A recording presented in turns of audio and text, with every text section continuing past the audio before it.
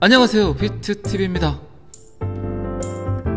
오늘이 20일이니까 이제 내일 모레 새벽 3시 제롬 파월 연준 의장의 금리 발표가 있죠. 그리고 암호화폐뿐만 아니라 주식 시장에서도 굉장히 금리 발표를 귀 기울이고 있고 0.75가 거의 확실시 되지만 제롬 파월이 또 1%를 이야기한다면 하락을 하겠죠. 어제 조금 더 하락을 했죠. 18,800불까지 하락을 한 것 같아요. 제가 조금 이따 또 비트코인 차트를 볼 거니까 그때 가격 이야기는 다시 하겠습니다. 자, 여기서부터는 구독자분들에게만 노출이 되는 영상입니다. 구독, 좋아요 좀 눌러주시고요. 그런데 리플 가격은 494원 정도 되고요. 지금 그나마 조금 상승을 해서 상승한 만큼 다 던질 줄 알았더니 그래도 한 8, 9% 정도는 빠진 것 같아요. 그리고 제가 어제 영상에서 이야기 드렸지만 480원 선을 잘 지키고 있어요, 아직까지는. 그리고 제롬 파월 연준 의장이 0.75를 그대로 유지를 한다면 지금 가격들이 저는 선반영이 된 가격이라고 생각을 하고 그렇게 큰 가격 하락은 없을 걸로 예측을 합니다. 아마 제롬 파월 연준 의장도 고민을 굉장히 많이 하고 있을 거예요. 지금 압박이 심하죠, 지금 전 세계적으로. 그리고 그 압박의 정도가 전 세계 각국들의 스트레스 정도가 지금 거의 폭발 직전에 와 있습니다. 1% 이야기를 한다면 이제 더 이상 미국이란 나라를 신뢰하지 않을 수도 있어요. 달러를 믿지 않는 그런 기조, 그런 분위기, 너무나 지금 전 세계 각국에서 피해를 많이 보고 있기 때문에 제가 뭐 영상에서 여러 번 이야기 드렸지만 태초부터 잘못된 통화정책, 전 세계가 지금 미국의 따까리 놀이를 하고 있습니다. 그리고 지금 애널리스트, 차티스트, 이코노미스트 여러 방향성을 가지고 이야기를 하고 있어요. 어쨌든 제 생각은 17,800불 이하로는 안 가지 않을까 라는 생각을 하는데 제 생각이 틀릴 수도 있죠. 제롬 파월이 1%를 발표를 한다. 전 세계 국가들은 죽든지 말든지 미국이란 나라는 달러는 미국 살기만 급급해 하고 기축통화국으로서의 자비를 볼 수 없게 된다면 어쨌든 여러분들 아시는 것과 같이 비트코인은 인플레이션 해칭 수단, 달러의 해칭 수단이기 때문에 비트코인 암호화폐 쪽으로 돈이 몰리지 않을까, 극과 극의 태세를 보이지 않을까요? 1% 이야기를 할 수 있을까요? 제롬 파월이? 궁금합니다. 익사이팅 할 것 같기도 하고. 그리고 이제 상승을 이야기를 하는 그런 데이터를 이야기를 할까, 아니면 하락을 예측하는 데이터를 이야기를 할까 하다가 상승을 이야기하는 데이터를 갖고 왔고요. 전문가 집단은 연준이 달러의 제동을 걸면서 비트코인의 강력한 회복을 예측을 한다. 달러 강세가 이제 멈출 것 같다. 그렇게 되면 암호화폐뿐만 아니라 주식시장도 상승을 하지 않을까. 거의 1년 동안 급락을 했고 연준이 이제 달러의 상승을 억제하는 데 관심을 돌리면서 비트코인의 가격이 지금이 바닥이 아닌가, 이런 이야기를 합니다. 온라인 블록체인 PIC CEO 클램 챔블러는 이미 연준이 충분히 지금 달러가 강세에 있다고 결정을 했으며 더 강력해지길 원하지 않는다고 이야기를 했습니다. 분명히 지금 달러가 현재 위치에서 약세를 보일 가능성이 훨씬 높다. 그의 예측과 다른 패턴이 나온다면 충분히 17,000불 그리고 10,000불까지도 떨어질 위험성이 있다. 그러나 전문가 집단에서는 연준이 금리 인상을 이제 완화시킬 것이다, 긴축을 던지고 완화 정책을 펼칠 거라고 예측을 했습니다. 어쨌든 이거는 하락을 점치는 데이터 반, 상승을 점치는 데이터 반 중에 상승을 점치는 데이터 중에 하나였습니다. 비트코인 일봉 차트입니다. 지금 상대 강도 지수는 37 정도 돼요. 여기 30 정도가 가장 매수하기 좋은 타이밍이라고 이야기를 하죠. 그리고 여러분들 보시면 아시겠지만 지금 이평선들이 주요 이동평균선 아래에 형성이 되어 있습니다. 이평선들은 항상 살아 움직이죠. 이평선은 특정 기간 동안 지속적으로 움직이는, 살아 숨쉬는 평균 가격을 데이터로 내보이는 게 이평선입니다. 차티스트들이 굉장히 많이 보죠. 저는 여러가지 차트가 있지만 이평선, 그리고 RSI, 거래량, 그리고 피보나치 되돌림, 요 정도를 봐요. 단타를 치는 사람이 아니기 때문에. 그런데 지금 가격은 어쨌든 18,800불 정도 됐고 이평선 아래에 있다는 거, 이거는 어떤 걸 의미할까요? 완벽하게 하락할 수 있다는 거죠. 지금 가격 아래에서 가격을 멈추게 하는 지지 라인이 없다는 거죠. 지금 캔들 위에 있는 이평선들은 어쨌든 적군, 그렇죠? 왜 적군일까요? 상승을 막아버리는 거기 때문에, 가격이 오르는 것을 막아버리기 때문에, 저항을 해버리기 때문에 적군들이죠. 그런데 캔들 밑에 있는 라인들은 지지, 이건 아군이죠. 아군. 제가 차트를 디테일하게 이야기할 필요는 없는데 어쨌든 그렇다는 거예요. 지금 가격은 18,800불, 그리고 전 저점은 17,800불. 제롬 파월 이야기에 여기를 갈 건지 아니면 지금이라도 반등이 나올 수 있을런지, 제가 서두에도 이야기 드렸지만 XRP 가격은 480원 선이 비트코인 17,800불 자리에서 맞물리지 않을까.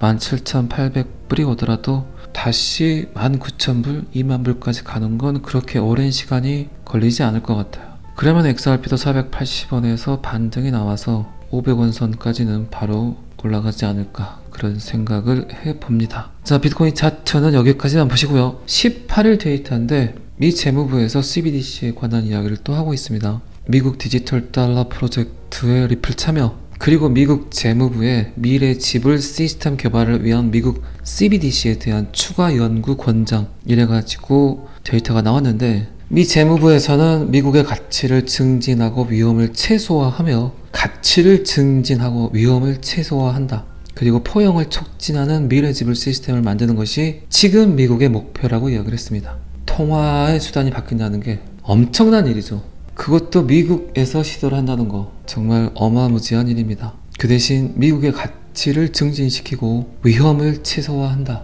각국 정부에서 CBDC를 만든다고 난리지만 결국 가장 무서운 게 더블 스펜딩, 이중 지불 문제는 엄청난 그들의 숙제로 다가오게 될 겁니다. 미 재무부에서도 어쨌든 위험을 최소화해야 된다. 굳이 CBDC 만들려고 하지 말고, 제가 여러 번 이야기 드렸지만 XRP 리플 프로토콜 갖다 쓰면 된다. 그리고 거래도 역시 XRP로 하는 게 좋을 거다. 달러 밑에 XRP, 엔화 밑에 XRP, 원화 밑에 XRP, 유로화도 마찬가지고 파운드도 마찬가지고, 결국 디지털 안에서 거래되는 모든 통화 밑에 XRP가 깔릴 것이다. 제가 여러 번 이야기 드렸죠. 각국 정부에서 돈 들여서 만들 필요가 전혀 없습니다. 그냥 XRP 리플 갖다 쓰면 됩니다. 지금 이 데이터에는 XRP에 관한 언급은 단 한 줄도 없습니다. 분명히 재무부 발표는 시장에 엄청난 충격을 주기 때문에 쉬쉬한 것 같아요. 그런데 지금 미국 디지털 달러 프로젝트의 리플 참여 데이터를 내보내고 미 재무부에서 언론 플레이를 하는 것 같아요. 리플을 타당성 있게 쓰기 위해서, 리플을 써야 되는 이유에 대해서 나중에라도 설명을 하기 위해서는 분명히 언론 플레이를 해야 되겠죠. 이제 서서히 그들의 생각, 그들이 원하고자 하는 것들을 조용히 하려고 하는 것 같습니다.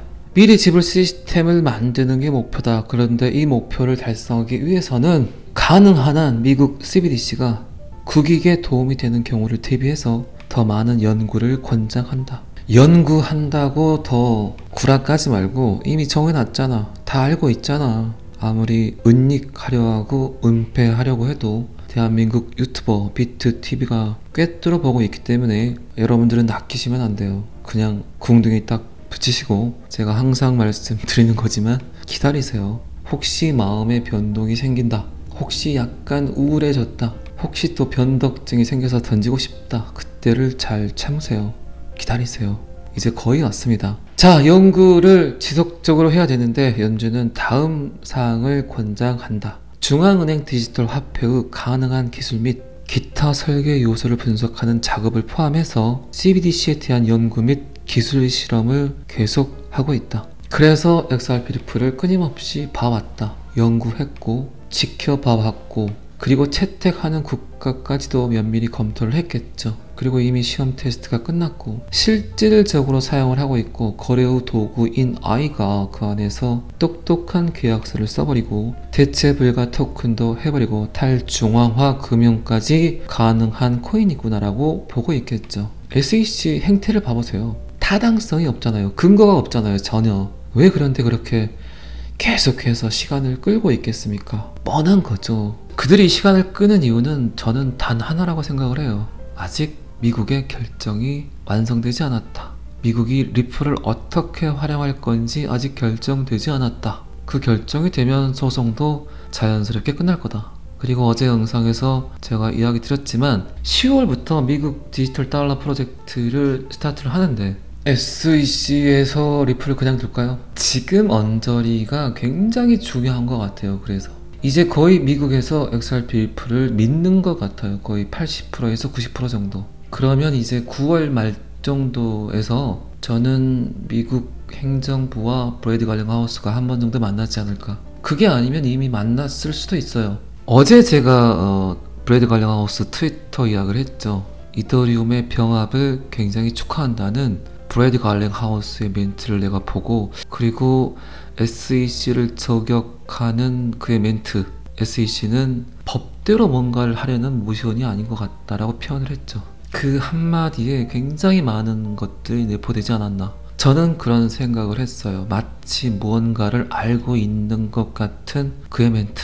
분명히 어떤 시그널이 있었다. 저는 그런 생각을 해요. 이거는 제 뇌피설이에요. 100% 굴고 리플 사지 마세요, 여러분들. 자꾸 말씀드리지만. 그런데 저의 뇌피설들이 계속 맞아가고 있다는 게, 그게 좀 어쩔 때는 소름 끼치기도 합니다. 이더리움도 그렇고 디지털 달러 프로젝트도 그렇고. 제가 또 무슨 얘기 하다가 여기까지 왔나요? 자, 재무부는 또한 부처 간의 CBDC 태스크포스를 구성을 해서 연준을 지원할 거라고 이야기를 했습니다. 전 세계의 즉시 지불 시스템에 대한 경험에 따르면 지불 시스템을 보다 경쟁력 있고 효율적이며 포괄적으로 만들기 위해 개선이 가능하며 국가 간 거래 비용도 줄일 수 있다. 이 문구, 이 문장 굉장히 많이 본 것 같지 않습니까? 이 문장과 이 문구를, 이 비슷한 말들을 제가 리플 사이트에서 굉장히 많이 본 것 같습니다.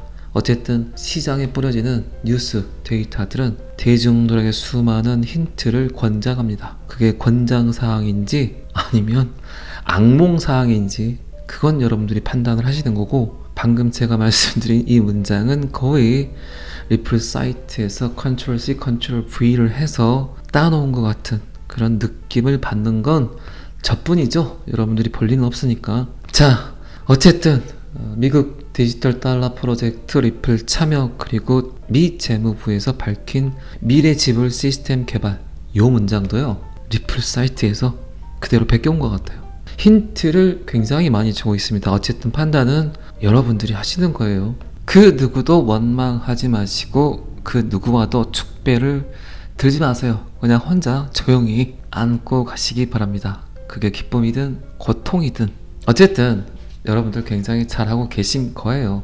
걱정하지 마세요. 저는 항상 진짜 여러분들의 성공 투자를 기원합니다. 저 때문에 많은 사람들이 현금 부자가 됐으면 좋겠어요. 든든한 노후를 책임질 수 있는 그런 시드들이었으면 좋겠어요. 연금처럼 생각하시고 기쁘게 모든 걸 받아들이세요. 항상 감사하시고. 자, 오늘은 여기까지 하겠습니다. 구독과 좋아요는 항상 저를 너무너무 힘나게 합니다. 감사합니다. 비트TV였습니다.